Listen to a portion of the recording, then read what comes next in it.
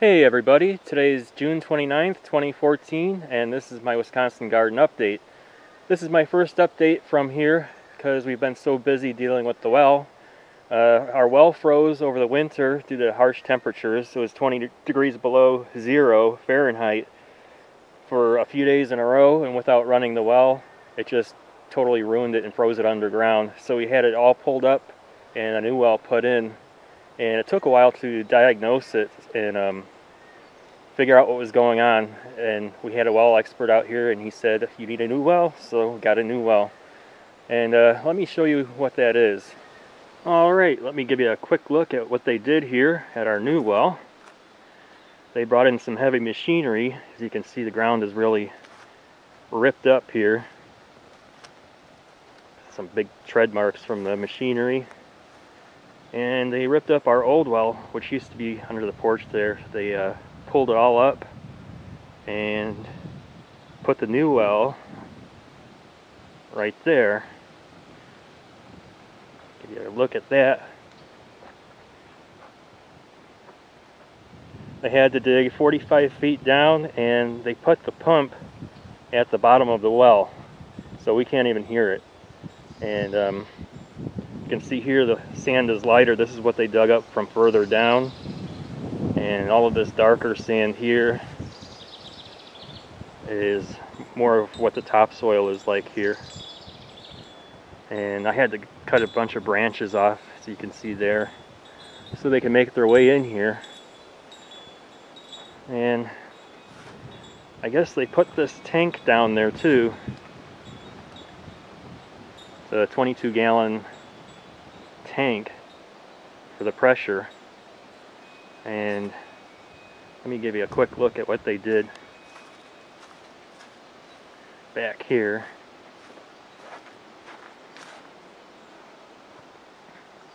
Or what I did. That used to be my bat cave entrance, and I had to cut all that with a chainsaw a few weeks ago so they could get their machines in here. But it'll grow back and be hidden again. And there's my garden up there. Now, without having water available, all the seeds I planted, all of my pumpkins and squash, didn't get any water, and this soil drains so fast it needs water every day.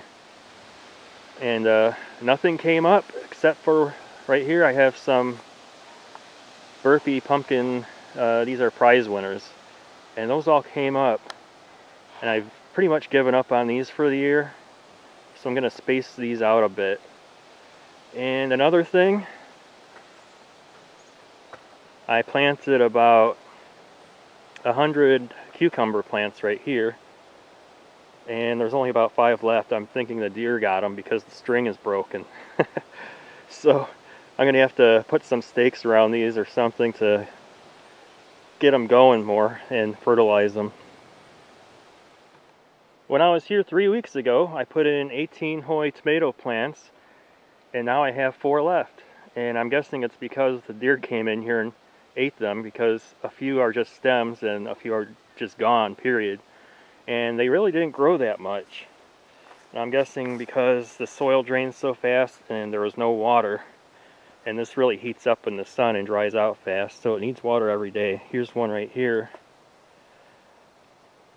And the ones that are left, I'm going to transport them from where they are in various spots over here and dig them up and put them all in one area. And then take some of these extra stakes and put it around the area, and then put string around it so the deer can't get at it. If it stops them, I don't know. It's worth a try though. It's a nice breezy day in the Sleestack Forest today. It's about 80 degrees and not humid at all.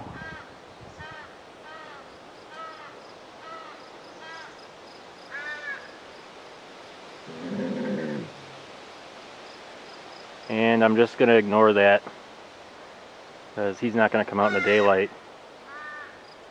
What I've done here is move all the tomatoes close to each other, and took all my extra tomato stakes that I'm not going to be needing because I don't have any more tomatoes, and put them in a circle and put string all around, and maybe it'll keep out the deer. I doubt it because deer are pretty persistent. So anyway, you can see the tomatoes in there. Just 4 of them. And I put some string around my cucumbers, the few that I have left, so nobody steps on them. And have my sprinkler set up, and I don't need it on a post because I have really high water pressure now. It covers the whole garden with just one. And I'll show you that in a second. And then my pumpkins, right there, I took 2 of them out and moved them over to this hill with the watermelon. And I have lots of extra area left, and I think I'm just going to plant beans, get a 1-pound bag from Seed Savers. I mean, we have a lot of extra room now that nothing really took off because of the water situation. Even back of the tomatoes, there's even more room. So I'll plant some beans and maybe some other things. I have my sprinkler hooked up, and it goes to this bucket here, and that's where I keep my timer. And the reason I keep it under a bucket is because it has that LCD screen, and if you leave that in the sun, it'll cook it and it'll never come back to life. I've done it. So yeah, keep it in the shade and covered, because otherwise you're going to lose your timer. So let's give this a test.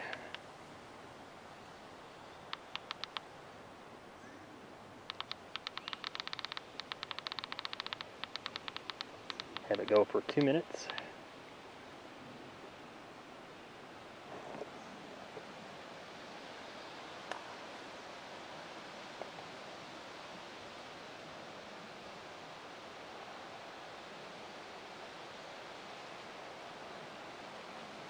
And everything gets watered.